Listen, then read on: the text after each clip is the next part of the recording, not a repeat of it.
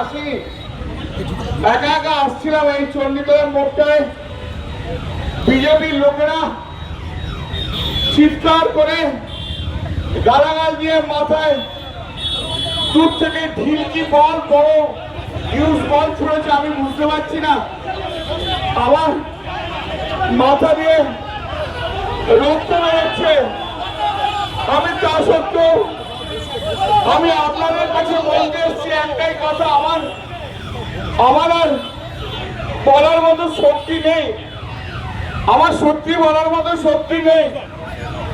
আপনারা বাংলার মানুষ, আপনারা চণ্ডীতলার মানুষ, আপনারাই বিচার করবেন যে এই যে গুন্ডাগার্দি করছে, এই যে এমপিদের দিয়ে মারছে, এটা কি ঠিক হচ্ছে? এখানে কোনো জনরোষ টনরোষ নেই।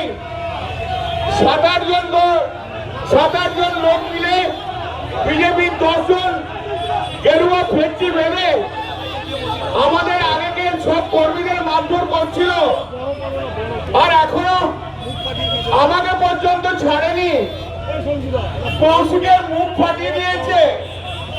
একটু আগে আমি যখন হেঁটে হেঁটে আসছিলাম, তখন একজন ভদ্রমহিলা, তিনি মোটর সাইকেল করে যাচ্ছিলেন, তার পিছনে বোধহয় স্বামী ছিল, রাস্তায় নেমে আমাকে বললো, দাদা আমাদের প্রচন্ড মেরেছে বিজেপির লোকজন। সারা পশ্চিমবাংলায় যেভাবে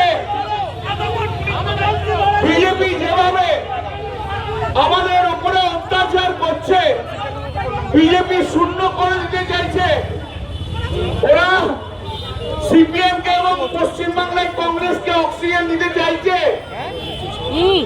আমি আপনাদের কাছে আমি আমার এই মাইকের মাধ্যম দিয়ে আমি সারা বাংলার মানুষকে একটা জিনিসই বলতে চাই, যে আপনারা এই কর্মকে সমর্থন করছেন তো ওরা যেভাবে বিরোধীদের মারধর করছে, এমপি কে দেখলে ওপর থেকে